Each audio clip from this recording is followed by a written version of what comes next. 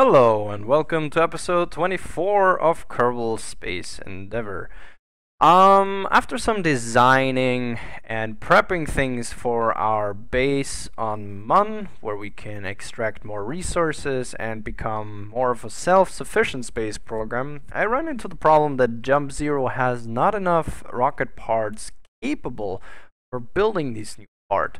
So we will have to make the base here bigger, and for that we're gonna build new additions right here as well. So from the VAB we're gonna select a craft, and where is it? It should be under jump JJ. Jump Zero edition number 1. Load it up. Says we're gonna need 3,264 units of rocket parts, and we're set go and building it. So yeah, from now on pretty much we can like increase the base size of this by just building things in space. And since not much else is going on right now, I mean, we're building another space parts truck which is going to be delivered in 5 days time. And our next thing to happen in more of a stellar object, what would I call it? Stellar view, I guess, is in 15 days we have another burn for our Moho mission. So, since this is being under construction, we can start time forwarding. There we go, it is done. And it only took us a day, as it seems a day. So we're gonna finalize our build here. Ta-da! It's just a new section. And we're not gonna add anything into this, so we're going to hit the release button. And as of right now, it is its own thing, pretty much. And now we need to attach it to a different section of the base because it can't stay there. So what we're going to do is we're going to use our newly constructed Oscitron. Now, while we watch me time accelerated doing this docking maneuver, I want to talk about a few other things.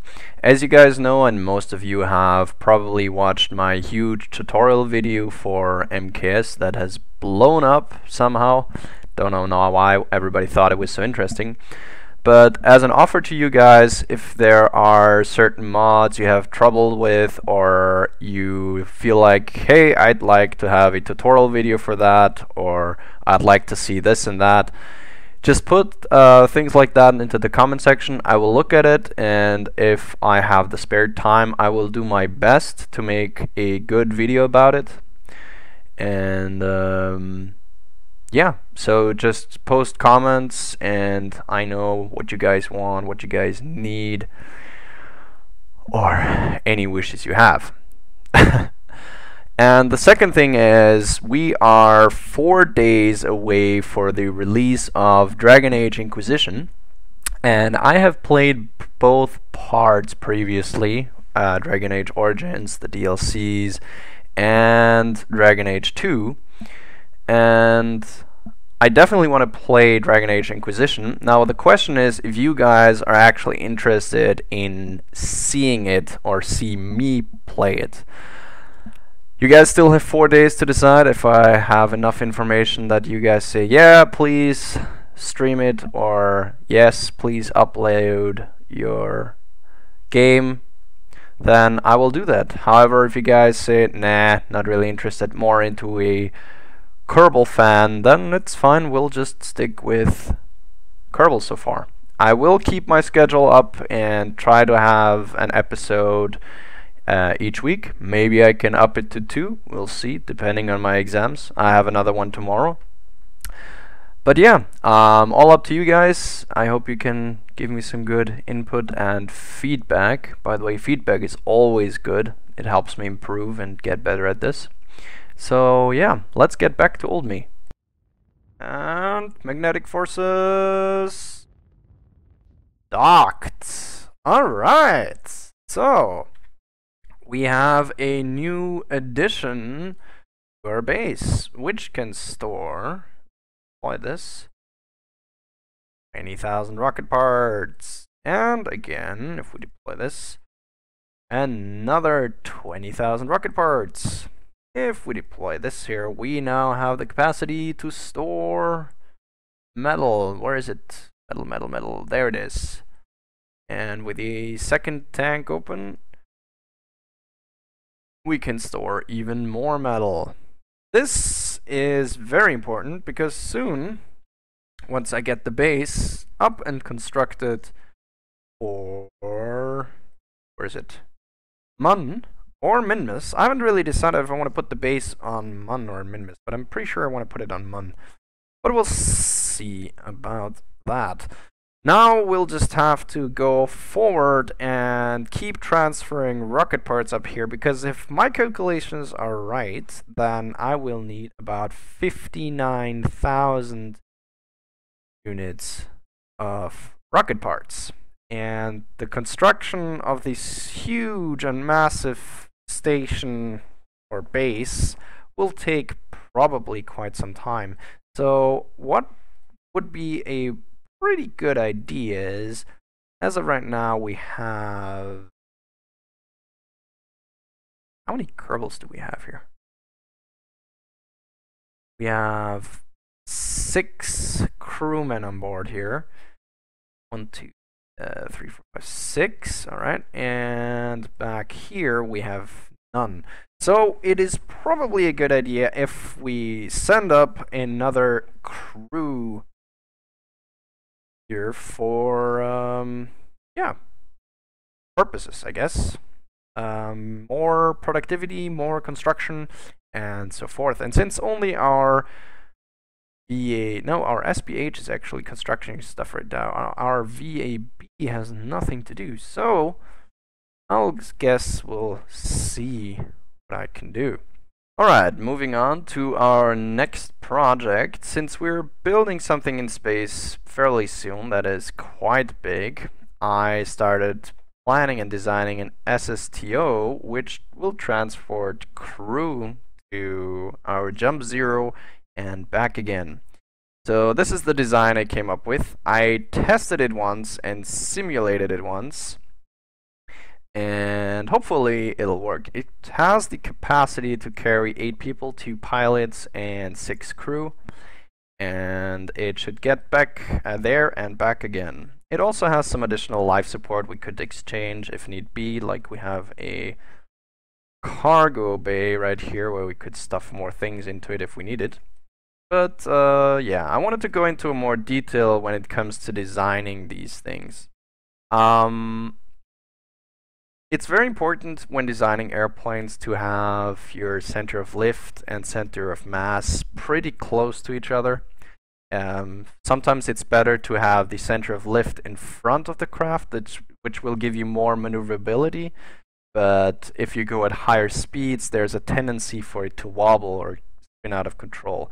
So the higher speed you have, you will probably want the center of lift a little bit behind. You also have to keep in mind when trying to come back to Kerbin that if you have less fuel in it, that your center of mass will move around. Just something that you will have to keep in mind. Okay, so yeah, this is the design that I came up with, and we're going to put this in our build queue and yeah, bring some additional crew up to our space station for an additional. While this being under construction, I jumped ahead to my long-distance communication satellite, which was in orbit, in a polar orbit around Kerbin. And recently I had a problem with connection with my Moho and Dres mission, and I thought, well, maybe we'll bring it into a higher orbit and hopefully that will fix the problem. I didn't really know at the time what the issue was, but you'll find out soon enough. Alright, and since we have things being built on in our VAB and SPH, and I can't really do anything else. We're going to warp until our next space parts truck is complete. And there we go. Let's go to the SPH storage and launch that baby. Sure, let's have both of them on board. And let's deliver some more rocket parts to our space station, because we dearly need those rocket parts for spatial construction. Let's just hope the game doesn't crash.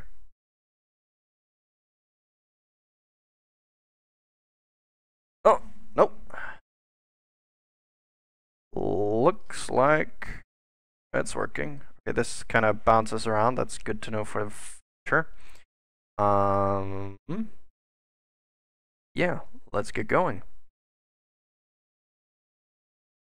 Now, I'm not going to show you all of the parts that I'll be transferring up to Jump Zero, because I will probably have to do this a couple of times. And by a couple of times, I mean, I think... Okay, let's just see. Wait, what?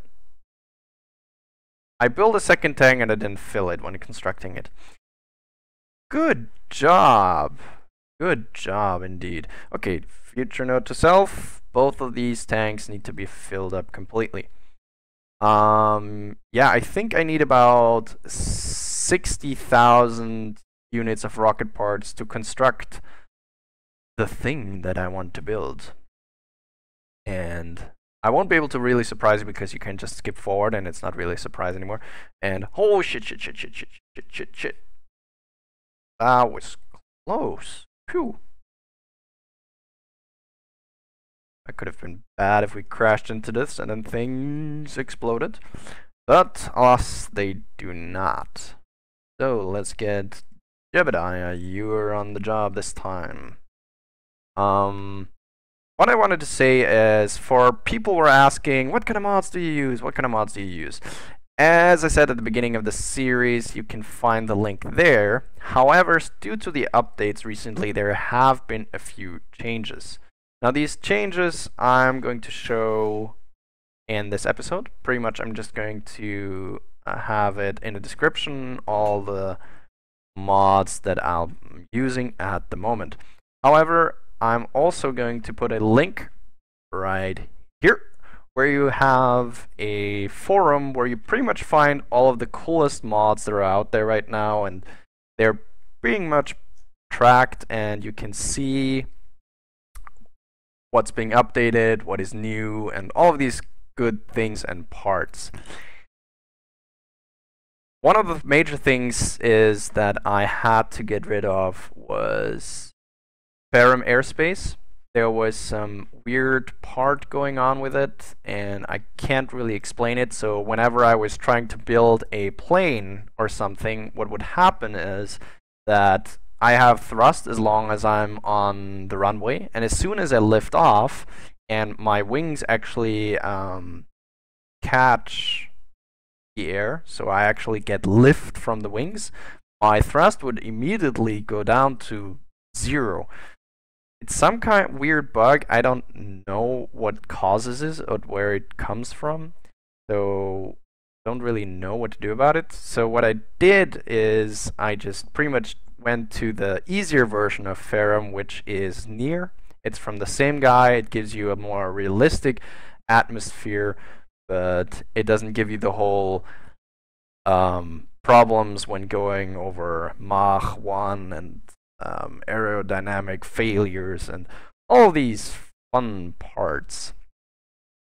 So yeah, that's a major part that's changed, but thankfully the game still works and is not yet broken. Okay, what all could we transfer up? Transfer a lot of monopropellant as well. 1784 that. And this will cost us 77,000 oxidizer and 6,300 liquid fuel. Okay, I don't have that much, so let's just transfer 500 units of monopropellant. That's better. And maybe 500 units of liquid. and 500 of oxidizer. That's a little bit too much, so let's cut down on the monopropellant a little bit. How about 250? 71, still too much. 200. 70, 21, and 57, 44 liquid fuel. Yep, that'll work. Okay, so from ground station to jump 0, and we're initiating transfer. There you see the craft raises itself because all of the things have been transferred, and in 1 hour and 1 day and 1 hour we'll have new resources on our station. Moving on, I have been having troubles with my satellite network over Mun and Minmus because in my planning phase or my deployment phase I didn't bring the proper amounts of monopropellant with me so I can fine-tune my orbit and synchronize their orbital periods so they do not kind of line up the wrong way. So we're sending new SATCOM missions to Minmus and Moho, and right now what you're seeing here is the launch of the Minmus mission. Now, I'm not gonna show you all of this because we have done this already in episode 3, 4 or something like that, very early on the game, so we'll just kind of glimpse over it. Moving on, while we were trying our Minmus mission, our Moho mission needed some attention, and we kind of passed our maneuver node to change our intersection with the planet, and as you can see in the top left corner screen, I had my problem again where I didn't have any connection, and all of a sudden suddenly there was a connection again, and then there wasn't a connection again, and I really didn't know what was going on and what's really happening. And you saw just there again I did have connection for a second again. So yeah, there is an issue with my craft, and I was trying to see, okay, are my satellites lit up completely, and is it really working properly? But yeah, I didn't really know what the problem was, so I started looking. But let's get back to old me to explain what the issue was. So, I finally tracked down the issue that I have with my connection towards my Moho missions and so forth. So, these are my satellites that are around Kerbin, right? Which are my main satellite connection mission control. Now, what I did forget to set up was a satellite connection to my long distance satellite, and hopefully that will have fixed the problem. So we're SATCOM 3, let's switch to that one as well. I lost an hour on trying to figure this out, why sometimes I had connections and sometimes I didn't. Really annoying. Okay, let's check here. Minmus, SATCOM 2, SATCOM 1, active vessel, and mission control.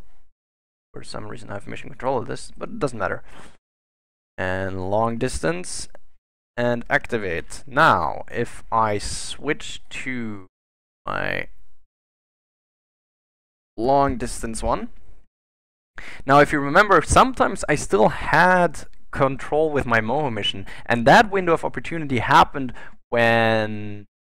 Oh, hold on. This satellite was close enough to one of these here, so then there would have been a connection, but now it should hopefully work, because these are directed at SATCOM 2, SATCOM 3, and yes. Okay, please, let's jump back to our Moho mission. Switch to